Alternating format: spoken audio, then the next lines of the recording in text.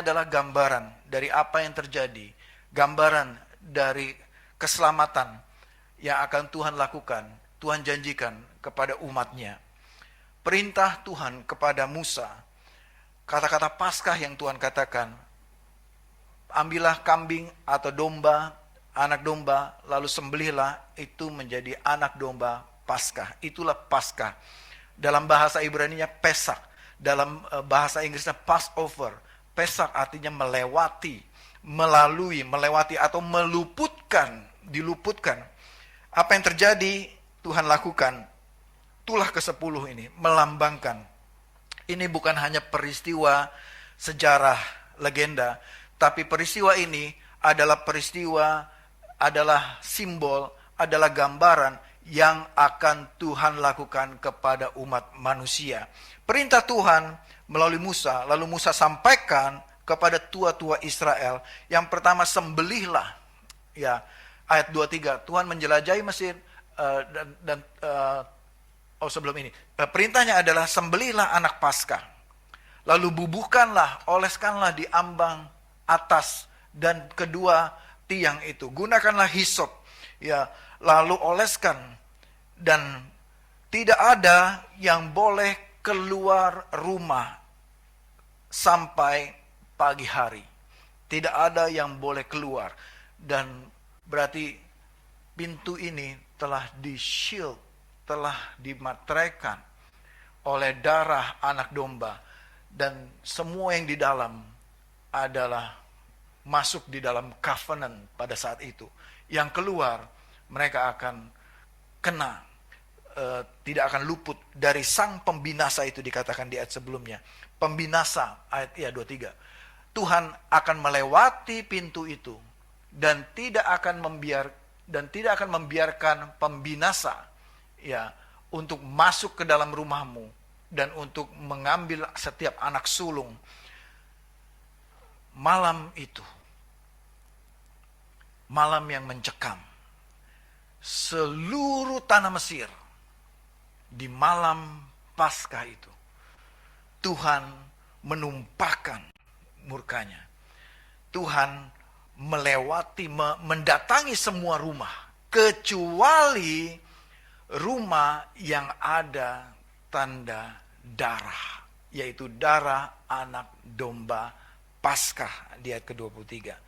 Darah anak domba Paskah. Apa yang terjadi malam itu? Semua domba yang sudah disembelih, darahnya dipercikan, dagingnya mereka harus makan di atas meja sama-sama. Dan seluruh keluarga Israel yang makan, makannya itu harus berdiri, pakai sepatu, dengan berikat pinggang, lalu bawa tongkat di sebelah tangan kanan atau tangan kiri. Tangan kanannya makan. Dan makannya harus cepat, saudara. Siapa yang makannya lambat di sini? Ya, enggak ada hubungan. Tapi mereka malam itu, mereka harus cepat makannya. Ya. Sambil pegang tongkat dan sepatu siap, sepatu untuk pergi, dan ikat pinggang berarti dengan baju siap, ya. Dan mereka makan seluruh keluarga dengan cepat, mereka makan dan tidak boleh ada sisa. Kalau ada sisa harus diapakan? Dibakar sisanya. Jadi makanya Musa bilang, ukur setiap keluarga secukupnya, ya, nggak boleh bungkus bawa pulang, secukupnya. Makan sampai habis, tidak boleh tersisa atau disimpan. Habiskan semua, dan darahnya dioleskan di pintu. Malam itu, malam yang luar biasa, mereka semua berjaga-jaga. Mereka semua menantikan Tuhan akan lewat, Tuhan akan datang. Dan betul malam itu, Tuhan datang. Pembinasa yang diutus oleh Tuhan masuk ke setiap rumah-rumah, kecuali rumah yang telah ditandai dengan darah anak domba tadi. Dan malam itu terdengar jeritan teriakan ibu-ibu yang menangis histeris. Kenapa? Karena anak sulung mereka semua mati malam itu. Seluruh negeri Mesir berduka cita, anak sulung mereka mati malam hari itu. Bukan hanya anak sulung manusia, hewan juga mati malam hari itu. Di situ Tuhan menunjukkan keperkasaannya. Kecuali siapa saudara? Rumah yang telah ditandai oleh darah anak domba. Saudara, dari ayat 28 kita tahu orang Israel mengatakan begini. Orang Israel melakukan ini. Orang Israel pergi pulang ke rumahnya masing-masing dan melakukan, ini ayat 28-nya. Orang Israel pergi dan melakukan seperti yang diperintahkan Tuhan kepada Musa dan Harun. Demikianlah mereka lakukan. Tanda penyerahan diri, tanda ketaatan, sikap hati tunduk kepada Musa dan Harun, sikap hati menghormati perintah Tuhan. Tidak ada di antara mereka yang ragu-ragu, tidak ada di antara mereka yang malas-malasan, tidak ada di antara mereka yang mengabaikan perintah itu. Dan tidak ada juga di antara mereka yang keluar jalan-jalan ke supermarket, jalan-jalan hangout, cari coffee shop, malam-malam ngobrol sampai malam. Gak ada yang berani keluar dari pintu itu. Semua malam itu berdiam di dalam rumah. Semua tunduk kepada perintah Tuhan. Dan apa hasil mereka diselamatkan? Saudara, apa yang terjadi?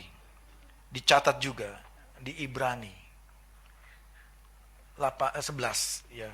Mari kita lihat Ibrani 11 ada di sini. Karena iman. Karena iman. Ya. Musa, ayatnya yang ke-28. Ibrani 11 ayat 28.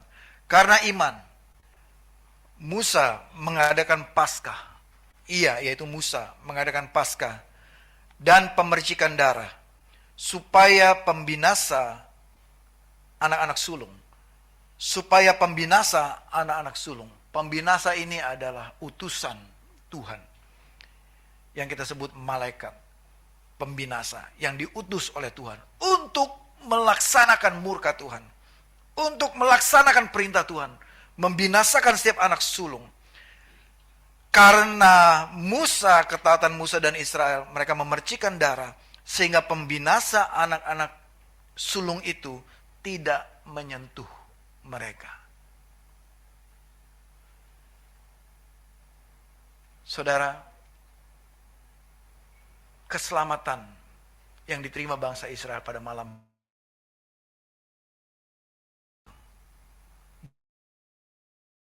bukan, melainkan respon iman mereka, bangsa Israel, kepada Allah. Respon dan kesungguh-sungguhan hati mereka mengikut Yesus, mengikut Tuhan, Allah, Yahweh pada saat itu. Allah yang menunjukkan rahmat dan belas kasihannya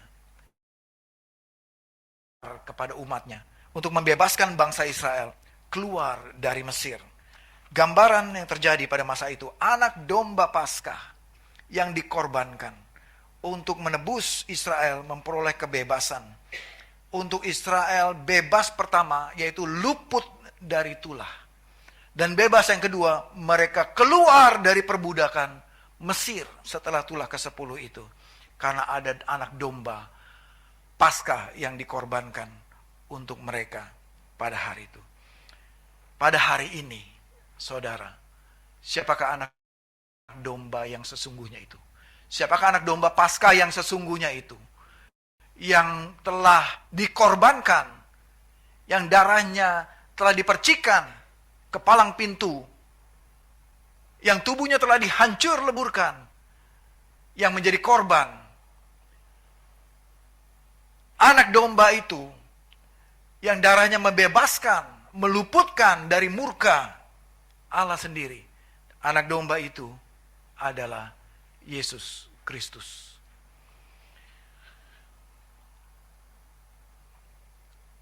Tidak ada harga atau tidak ada pengorbanan, tidak ada andil dari bangsa Israel terhadap peristiwa luput dari murka itu.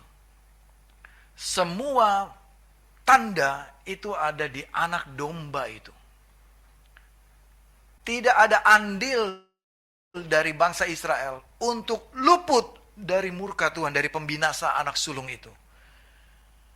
Satu-satunya tanda untuk bisa luput dari pembinasa anak sulung itu adalah darah di palang pintu itu. Tidak perlu ditambahkan oleh darahnya Musa, tidak perlu ditambah oleh tanda tangannya Musa di atas palang pintu itu. Tidak perlu ditambah stempelnya Musa dan Harun di palang pintu itu. Hanya ada satu tanda yang diperlukan untuk pembinasa itu melewati. Apa tanda itu? Darah anak domba itu. Bapak Ibu Saudara, apa yang terjadi 2000 tahun, 3500 tahun itu melupakan 3500 tahun yang lalu itu merupakan lambang prinsip anugerah yang Tuhan berikan kepada bangsa Israel. Dan prinsip itu, anugerah itu Tuhan tunjukkan dan buktikan, dan inilah anugerah yang sesungguhnya. Waktu Yesus menyerahkan dirinya menjadi anak domba Paskah itu, anak domba Allah itu yang dikorbankan, yang umatnya berseru, salibkan dia, salibkan dia, salibkan dia. Dia adalah anak domba Paskah itu yang mengorbankan dirinya. Itulah kasih karunia yang sesungguhnya bagi umat manusia. Tidak ada perlu andil umat manusia untuk menyelamatkan diri, dan sesungguhnya manusia pun tidak bisa menyelamatkan dirinya sendiri. Manusia tidak bisa mengorbankan dirinya sendiri. Manusia tidak bisa membayar keselamatan itu dengan usahanya sendiri, dengan perbuatannya sendiri. Harus anak domba Paskah, yaitu Yesus Kristus, yang membayarnya di kayu salib. Itulah anugerah yang sesungguhnya. Tidak dibutuhkan perbuatan baik. Ya, 2 minggu yang lalu Pak Yudi sudah mengkhotbahkan ini. Tidak ada andil dari perbuatan baik kita. Semua hanya karena kasih karunia, hanya karena anugerah Allah saja, dengan pengorbanannya di kayu salib. Amin, saudara. Saudara, tulah ke-10 melambangkan murka Tuhan harus dilaksanakan. Dan murka Allah atas dosa saudara dan saya, atas pelanggaran dosa kita ini, Tuhan laksanakan di kayu salib 2000 tahun yang lalu kepada Yesus Kristus sang domba itu. Tuhan telah menumpahkan amarahnya, Tuhan telah menumpahkan tulahnya, Tuhan telah menumpahkan segala kutuknya. Yesaya 53, Tuhan telah menumpahkannya kepada kita. Ganjaran digantikan, ganjaran yang harusnya ditimpakan kepada kita, ditimpakan kepada Yesus di kayu salib, yang harusnya untuk kita, harusnya kita, tapi Tuhan menggantikan posisi kita. Terjadi pertukaran, exchange, pertukaran. Dia adalah anak domba Paskah itu. Hanya oleh darah anak domba kita bisa diluputkan dari pembinasa anak sulung tadi. Perjanjian Lama, pembinasa anak sulung, yaitu membinasakan anak sulung orang-orang Mesir. Perjanjian Baru, pembinasa anak sulung. Siapa yang di Perjanjian Lama yang menerima hukuman itu anak sulung Mesir. Setelah Kristus datang menggenapi, yang menerima hukuman itu juga anak sulung. Dia adalah Yesus Kristus. Peran Kristus di kayu salib, ia menanggung hukuman menjadi anak sulung Mesir itu. Menanggung amarah murka Allah atas manusia ditanggungkan kepada Yesus. Saudara, bukan berarti Tuhan membatalkan hukumannya. Ini kebenarannya. Tuhan tetap melaksanakan pembinasaan itu. Tuhan tetap melaksanakan murkanya, amarahnya, dan dilaksanakan kepada anak sulung juga. Yaitu siapa? Anak sulungnya sendiri, anak tunggalnya sendiri. Dia sendiri yang melaksanakan dan menanggungnya sendiri. yaitu Yesus Kristus. Waktu dia disalib, dia menerima hukuman itu. Dia menerima hukuman seperti pembinasa datang membinasakan semua anak sulung Mesir. Yesus datang menjadi anak sulung yang menerima amarah, menerima hukuman itu, supaya kita dibebaskan dari hukuman, supaya saudara dan saya diselamatkan dari ganjaran, dari hukuman atas pelanggaran kita, atas dosa yang kita lakukan. Yesus yang menggantikannya. Yesus yang menggantikan hukuman yang harusnya untuk kita. Amin, saudara. Pertukaran. Saudara foto aja ini. Pertukaran.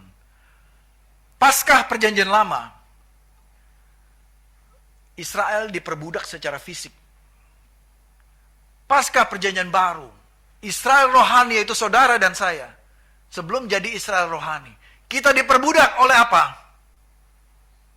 Dosa. Kita diperbudak oleh sistem dunia yang berdosa ini, sehingga kita nggak bisa keluar. Paskah Perjanjian Lama, pembinasaan anak sulung itu terjadi secara fisik, anak-anak sulung Mesir. Paskah Perjanjian Baru, setelah Kristus datang, kematian dan hukuman kekal itu, kematian dan hukuman ditimpakan kepada anak sulung, anak tunggal Allah, yaitu Yesus Kristus. Paskah Perjanjian Lama, darah yang dioleskan itu darah anak domba, hewan. Perjanjian Baru, ketika Kristus datang, dia menukar, tidak lagi darah anak domba lagi. Jadi saudara nggak perlu lagi beli domba kambing untuk dipotong, disembelih, dipersembahkan. Karena darah domba yang sesungguhnya, yaitu Yesus Kristus yang telah mati di kayu salib. Dia selain menanggung hukuman, dia juga menjadi korban itu, menjadi anak domba. Paskah, darahnya menjadi tanda, menjadi lambang. Bagi saudara yang menerima darah Yesus, saudara telah dimateraikan. Saudara dan saya akan diluputkan dari hukuman itu. Keselamatan jasmani yang Israel terima, bebas dari kematian anak sulung, dan bebas keluar dari Mesir, bebas dari perbudakan dosa. Tapi yang sesungguhnya yang terjadi, saudara dan saya, pasca yang sesungguhnya, saudara mengalami kebebasan dari hukuman dan kebebasan dari perbudakan dosa. Amin, saudara. Sehingga saudara dan saya menerima keselamatan yang kekal. Saya buka ya. Kolose 1 ayat 15. Dialah gambar Allah yang tidak kelihatan.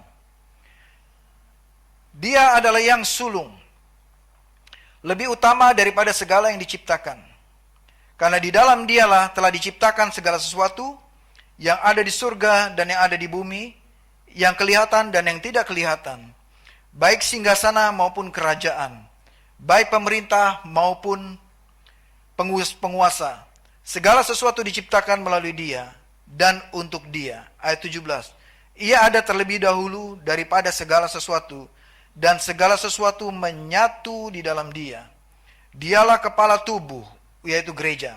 Dialah yang sulung, yang pertama bangkit dari antara orang mati, sehingga dialah yang lebih utama dalam segala sesuatu. Bapak ibu saudara yang dikasihi Tuhan, dialah anak domba Paskah itu. Dialah Yesus Kristus yang telah mati di kayu salib. Yesus adalah gambar Allah. Yesus adalah Allah yang bisa dilihat oleh manusia pada masa itu. Yesus adalah anak sulung. Yang sulung itu berbicara apa ini? Ketika Kolose 1 ayat 15 ini mengatakan Yesus adalah yang sulung. Ini berarti Yesuslah yang menerima murka Tuhan itu, yang menerima tanggungan hukuman itu. Dan kemudian dikatakan Yesus lebih utama dari segala yang diciptakan. Karena di dalam Yesus telah diciptakan segala sesuatu yang ada di surga dan yang ada di bumi. Bapak Ibu Saudara, pagi hari ini saya beritakan kabar baik kepada saudara dan kita semua. Yesus adalah Sang Pencipta. Yesus menciptakan segala sesuatu yang ada di surga dan yang ada di bumi. Di dalam Dialah telah diciptakan segala sesuatu yang ada di surga dan yang di bumi, yang kelihatan dan yang tidak kelihatan, baik singgasana maupun kerajaan, baik pemerintah maupun penguasa. Segala sesuatu. Kalau dikatakan segala sesuatu, berarti semuanya yang ada di alam semesta ini diciptakan melalui Yesus dan diciptakan oleh Yesus untuk Dia, oleh Kristus. Yesus Alfa dan Omega, yang sudah ada, yang ada, dan yang akan datang. Dia selalu ada selama-lamanya. Dia yang utama, lebih utama dari apapun juga. Jadi kesimpulan pada pagi hari ini, saudara, Sang Pencipta itu, Allah sendiri, menumpahkan amarahnya kepada dirinya sendiri. Karena kasihnya yang begitu besar kepada saudara dan saya, supaya saudara dan saya tidak binasa, tapi memperoleh kehidupan yang kekal. Akibat dosa kita sendiri, Allah yang menanggungkannya, menimpakannya kepada dirinya sendiri, memberikan kasih anugerahnya kepada saudara dan saya, untuk menyelamatkan kita semua. Amin saudara. God show His mercy and compassion to His people. Tuhan telah menunjukkan rahmat. Rahmat. Bukan nama orang, saudara. Bahasa Indonesia rahmat. Apa itu rahmat, saudara? Apa itu rahmat? Rahmat adalah seperti ini.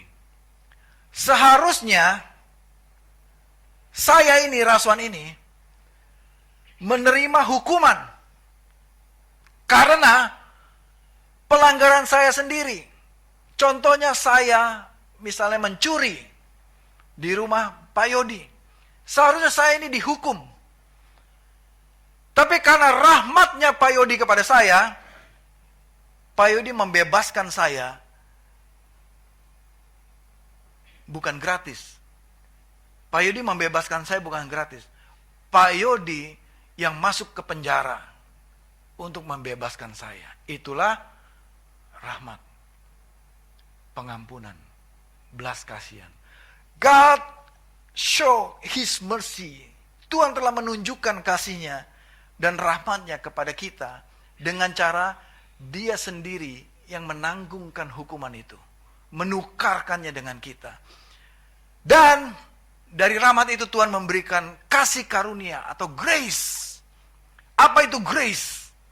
Grace itu yang kita nggak pantas sebenarnya terima.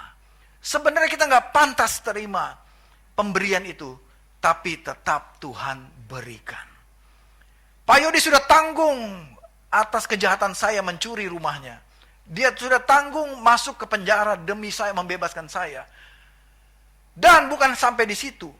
Pak Yodi memberikan saya rumah yang lebih mahal untuk hadiah buat saya. Luar biasa nggak Pak Yodi? Luar biasa banget. Siapa saya? Siapa saya? Yang sudah kurang ajar sama Pak Yodi. Sudah dibebaskan aja udah syukur. Tapi Pak Yodi memberikan rumah yang lebih besar dari yang saya pernah curi. Karena kasihnya kepada saya. Amin dong Pak Yodi. Amin. Ya. Saudara, itulah Tuhan kita. Amin saudara. Dia telah menanggung hukuman saudara. Dia telah menggantikannya di kayu salib. Oleh karena rahmatnya, Dia mengampuni kita. Dan tidak sampai di situ. Tuhan memberikan grace, anugerahnya kepada saudara dan saya. Memberikan Yesus di kayu salib. Salib bukan hanya sekedar pembebasan dari hukuman, tapi salib ini menjadi lambang blessing untuk saudara dan saya. Menggantikan kutuk, diganti menjadi berkat bagi saudara dan saya. Amin saudara. Yesus dan hanya Yesus satu-satunya. Tidak ada yang lain. Katakan bersama saya, tidak ada yang lain. Nothing compare. Tidak ada bandingannya saudara. Hanya Yesus, only you alone. Only you, katakan bersama saya, only you. Only you. You-nya bukan sebelah saudara. Tapi you-nya adalah siapa? Yesus. Yesus. Saudara, saya tutup dengan pesan ini. Mari saudara, tinggalkan perhambaan dosa. Saudara, saya tidak bisa lihat kehidupan saudara. Suami saudara nggak bisa tahu kehidupan saudara. Istri saudara juga tidak tahu. Tapi pagi ini saudara,